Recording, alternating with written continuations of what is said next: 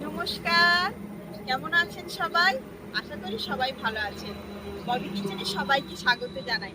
আজকে আবার একটি দুর্দান্ত রেসিপি নিয়ে চলে এসেছি। আজকে কিন্তু বানাবো একটি নিরামিষ পদ। এটা কিন্তু একটি সাউথ ইন্ডিয়ান রেসিপি।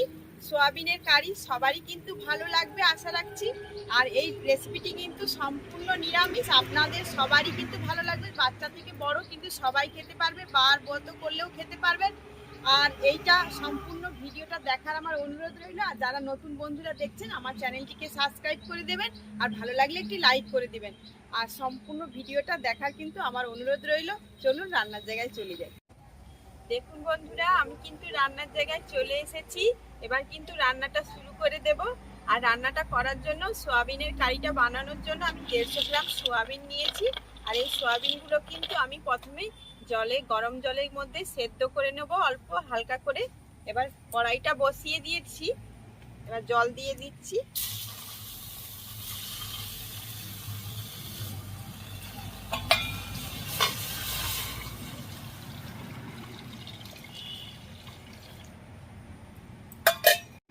জলটা গরম হয়ে গেছে, এবার সয়াবিনগুলো দিয়ে দিচ্ছি।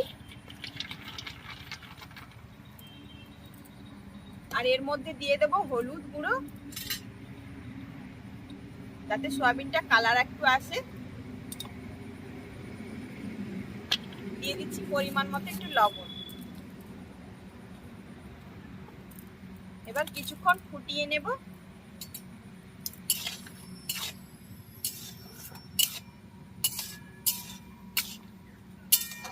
দেখুন বন্ধুরা, এখানে কিন্তু এই সোয়াবিনের জলটা একদম কমে গেছে বা মরে গেছে একদম। এর মধ্যেই কিন্তু আমি একটু সরষের তেল দিয়ে এটাকে একটু ভেজে ভেজে নেব। আর সোয়াবিনটা একটু ভেজে নিলে ভালো লাগবে, একটু ক্রাঞ্চি হয়ে যাবে সোয়াবিনটা। সোয়াবিনটা ভাজা ভাজা হয়ে গেছে, এবার এটাকে নামিয়ে নেব। এখানে টক দই নিয়েছি, আর এখানে বেসন আছে। এখানে আমি 50 গ্রাম মতো টক দই নিয়েছি, আর এখানে 2.5 চামচ মতো বেসন আছে। দিয়ে দুটোকে মিশ্রণ করব। এটা কিন্তু যেহেতু সাউথ ইন্ডিয়ান রেসিপি, তো সাউথে এইভাবে কিন্তু রান্নাটা করা হয়। আর এটাকে ভালো করে একটু মেখে নেব। এবার জল লাগলে জল দিয়ে এটাকে ফেটিয়ে রাখবো। একটু জল দিতে হবে।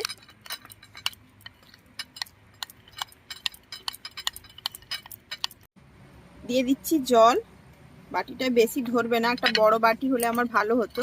তো আমি যতটা ধরবে এখানে ততটাই দিচ্ছি। আবার পরে আমি আবার দিয়ে দেবো জল। এটা ভালো করে মিশ্রণ করে নেব। দেখুন বন্ধুরা, কি কি মশলা লাগছে আপনাদেরকে একবার দেখিয়ে নিচ্ছি। এখানে লাগছে কাশ্মীরি রেড চিলি পাউডার, আর লাগছে হলুদের গুঁড়ো, আর লাগছে এখানে পানমৌরি, গোটা এলাচ আর হলুদের গুঁড়ো আপনাদেরকে বললাম। এখানে ধনে গুঁড়ো, আর এখানে লাগছে কালো সর্ষে, কারি পাতা, শুকনো লঙ্কা, একটা কাঁচা লঙ্কা আছে। এখানে গ্রেট করা আদা আছে, আর টমেটো কুচি, আর কাঁচা লঙ্কা আদা বাটা, আর হিং, আর লাগছে ধনে পাতা কুচি। আর রান্নাটা এটা দিয়েই হবে, খুবই সামান্য পরিমাণ, কোনো কিছু ঘরোয়া মশলা দিয়েই হবে। এটা কোনো কিছু বাইরের ঝামেলা থাকছে না। চলুন রান্নাটা করি। তরকারিটা মশলাটা করার জন্য আমি সরষের তেল দিয়ে দিচ্ছি কড়াইতে।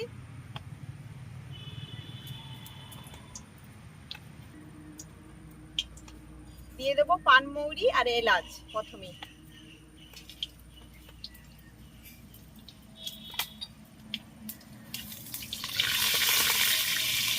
দিয়ে দিচ্ছি ফোড়নে কালো সরষে।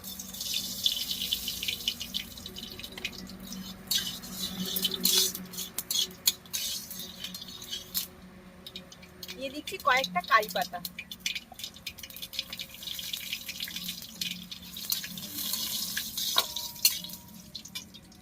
দিয়ে দিচ্ছি কাঁচা লঙ্কা আর আদা বাটাটা। আর এটাকে কিন্তু ভালো করে কষিয়ে নিতে হবে, না হলে কিন্তু আদার গন্ধটা থেকে যাবে। হালকা মিডিয়াম আছে এই মশলাটাকে একটু কষাতে হবে। আদাটা ভালো করে কষিয়ে নিয়েছি। এবার দিয়ে দিচ্ছি টমেটো কুচি।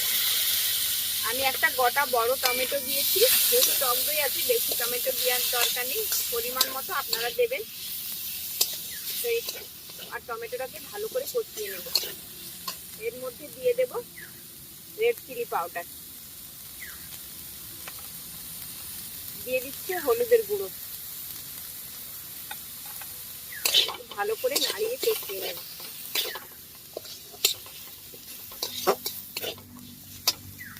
দিয়ে দিচ্ছি ধনে গুঁড়ো। ভালো করে আমি কিন্তু টমেটোটাকে নাড়িয়ে নিয়েছি। দেখুন টমেটোটা গলে গেছে। আবার এই স্টেজে কিন্তু আমি দিয়ে দেব টক দই আর বেসনের মিশ্রণটা যেটা করে রেখেছিলাম, সেটা কিন্তু আস্তে আস্তে আমি গোলাটা দিয়ে দিচ্ছি। টক দই আর বেসনের যে আমি মিশ্রণটা করে রেখেছিলাম সেটা আমি দিয়ে দিচ্ছি। এবার দিয়ে ভালো করে এটাকে কিন্তু কষিয়ে নেব যতক্ষণ না তেলটা ছাড়ে মশলা থেকে।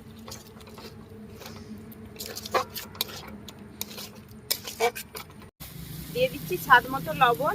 যেহেতু সয়াবিনটা লবণ দেওয়া আছে তাই মশলাটার মাপে কিন্তু আমি লবণটা দিলাম। এবার একটু ভালো করে কষিয়ে নেব। আর একটু দেখুন তেলটা ছাড়তে আরম্ভ হয়ে গেছে মশলাটা থেকে। এবার কিন্তু স্টেজে আমি সয়াবিনগুলো দিয়ে দেবো। ভেজে রাখা সয়াবিনগুলো দিয়ে দিচ্ছি। এবার একটু ভালো করে কষিয়ে নেব। আর কালারটা কত সুন্দর কিন্তু এসেছে বন্ধুরা। আর এটা কিন্তু আপনারা ভাত, রুটি, নান, পরোটা, চা যে কোনো মানে সকালে রাত্রে যখনই খেতে পারেন। এটা কিন্তু নিরামিষ পদ, সবই কিন্তু ভাতের সঙ্গে, রুটির সঙ্গে, পরোটা, লুচি সবার সঙ্গে কিন্তু ভালো লাগবে এটাকে। মশলাটা কষানো হয়ে গেছে সয়াবিনটা। এবার জল দিয়ে দিচ্ছি, নর্মাল জলই দেব।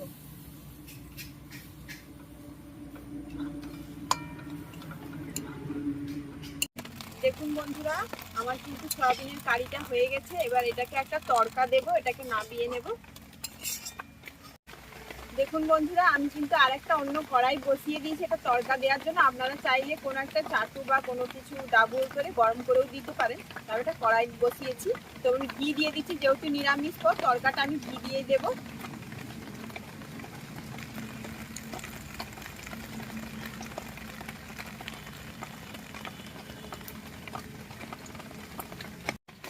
দিয়ে দিচ্ছি একটি কালো সরষার ফোড়ন।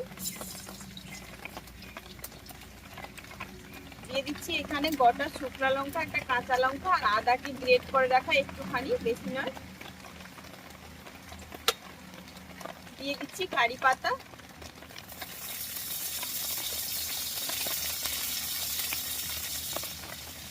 একটু ভালো করে নাড়িয়ে নেব। দিয়ে দিচ্ছি একটুখানি হিং দিয়ে দিচ্ছি। যেহেতু নিরামিষ তো একটু হিং দিলে ভালো লাগবে, তো হিংটা অবশ্যই দিতে হবে। এবার একটু নাড়িয়ে এটাকে নামিয়ে তরকারিতে দিয়ে দেব।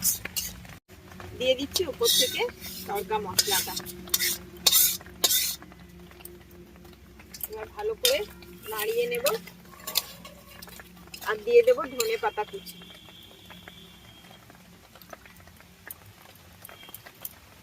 ধনে পাতা কুচিটা আর একটু আগে দিলে ভালো হতো, সেটা কোনো সমস্যা নেই। আর একটু ভালো করে নাড়িয়ে নেব আর একটু যাতে ফুটে যায়, তারপরে এটাকে নামিয়ে নেব।